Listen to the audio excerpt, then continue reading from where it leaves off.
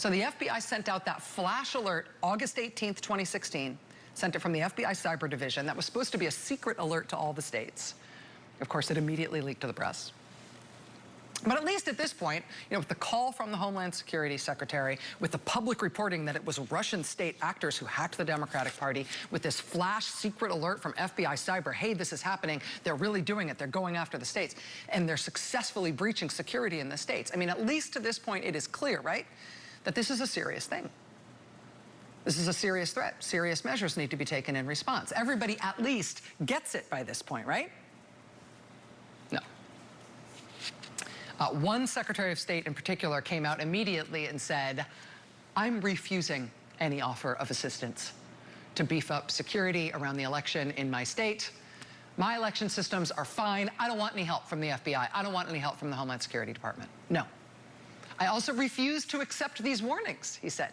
Basically said this is all a liberal plot.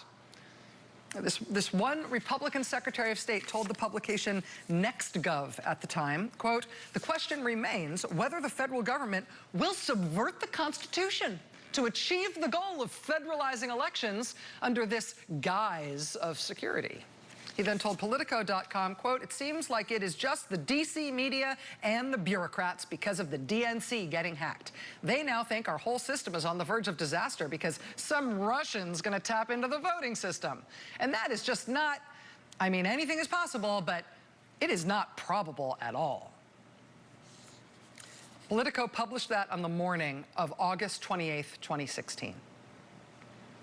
By lunchtime on August 28th, 2016, literally that same day, within hours of that Politico piece being published, a researcher at an American computer security firm called up the election officials in that guy's state to let officials know, just as a courtesy, that in case they weren't aware, their entire election system was completely open to the public and available without any hacking at all to any interested person who wanted to look at it or mess with it.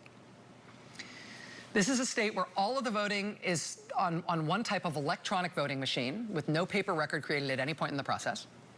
And all of those election systems, all of those elections machines, the whole system is all run out of a centralized election server. And what this computer security firm was calling to let them know, on the day that that state's Secretary of State was like, nah, this is ridiculous, we don't need your help. On the day he said that, this computer security firm calls to say, hey, basically, it's a little weird that you're the one Secretary of State in the whole country who's saying, no, I refuse any federal help, I don't need it. And it's ridiculous to think we'd ever be vulnerable to any hacking in my state, when his state literally had left its voting software and the voter registration information for millions of voters in that state wide open and available for anybody to take it on publicly facing computers. And if you didn't feel like just stealing the information, you could always leave it there and change it, mess with it a little, right? That'd make for a fun election day. That'd make for fun vote tabulating. It's just a remarkable piece of that moment in modern American history that we have all lived through now, right? This is the one state where the Secretary of State says he doesn't need no stinking help from no federales, right?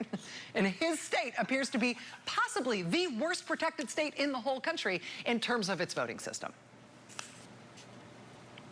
Just a few weeks later, not long after that, this guy, talks to Politico and says, I don't need any help, we're fine. Computer security researcher is like, dude, your whole system is publicly facing, I can access all of it. A few weeks later, the elections happen. The Clinton campaign had actually thought they might win in that state. They didn't win, and in fact, they lost by more than they had thought possible in that state. They lost by more than 5 points. But Trump wins the election overall. Trump gets sworn in January.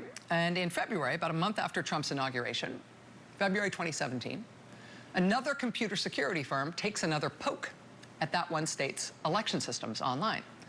And it turns out, in that one state, nothing's any better.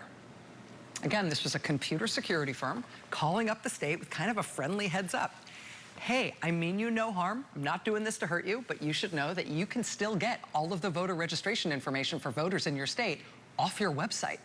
It's still just sitting out there for anybody to take or change or mess with. That was February 2017. The following month, in March 2017, a professor at a local college in the state, actually the college where the election servers are held for the whole state, he called up the state as well and said, hey, not only is all our voter registration information available online, thanks to how we set up our system, we've also got people's social security numbers out there and exposed for anybody to grab. This doesn't seem good. So a local good government group sues the state in the summer of 2017. They're basically like, wow, given the ongoing and unusually severe problems here, we, A, want the state to fix this, and B, we'd like there to be a look at these centralized servers that run our state's elections. Somebody should take a look at these things so we can make sure that there hasn't already been a hostile infiltration. You know, hostile actors, either foreign or domestic, stealing or manipulating information about any voters or any voting data, given how poorly protected all of this information is and all of this infrastructure is in our state, given the fact that our Secretary of State rejected all expert federal help to come in and shore up security.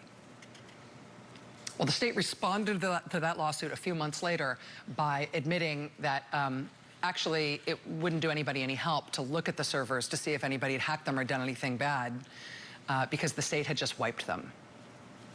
They just wiped the servers. They erased everything. So there's nothing to look at now. That was this time last year. This time last year, despite what by then was pretty considerable concern in the state about what's going on with their election system, with their Secretary of State in particular, who stood alone in the country and saying, no, this isn't a problem. I don't want help. We're fine. Russians, are you kidding?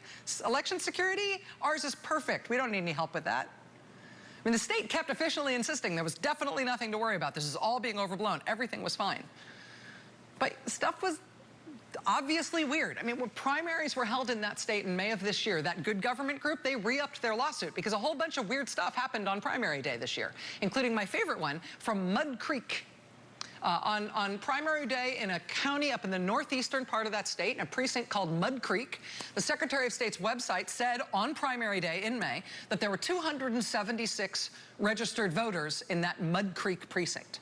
On primary day, though, those 276 voters cast 670 votes.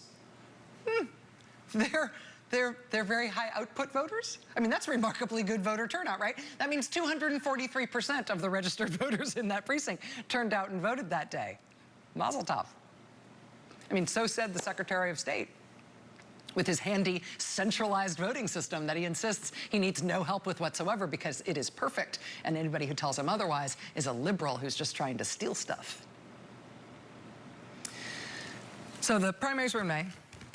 This summer rolls around, mid-July, this past summer, July 2018. Robert Mueller and the special counsel's office indict a whole bunch of Russian military intelligence officers, remember? For their role in attacking the United States during the 2016 presidential election to try and elect Donald Trump. And on page 26 of that indictment, of all those GRU officers, this one somewhat troubled U.S. state, I mean, it's a great state, it's a growing state, it's a vibrant state, but it does have this problem when it comes to election security and the people who are in charge of it in their state who seem to be neglecting that very badly. On page 26 of this indictment from Mueller and the special counsel's office, this one state with all of this trouble in terms of its election security and its election systems, they get an unexpected little turn in the spotlight. When Robert Mueller and his prosecutors spell out new news we hadn't had before about what exactly Russian military intelligence officers were doing in the immediate lead up to voting day 2016. Quoting from the indictment. On or about October 28th, 2016, Kovalev and his co-conspirators visited the websites of certain counties in Georgia, Iowa, and Florida to identify vulnerabilities. Kovalev in this context is Anatoly Sergeyevich Kovalev, an officer in the Russian military assigned to Unit 74455, who worked at 22 Kirova Street in Moscow for Russian military intelligence for the GRU. From his cubicle in Moscow, we learned in that indictment that that Russian military officer personally targeted election infrastructure in Florida, in Iowa, and in Georgia. And Georgia is the state where the Secretary of State, alone among all other states in the country, he alone refused any help when it came to shoring up the security of his state's elections, even after he was directly warned by Homeland Security and subsequently by the FBI.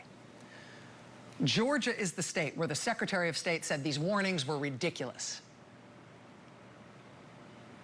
Ridiculous warnings. There's no chance Russia would ever target his state. Are you kidding? Turns out His state is one of the states that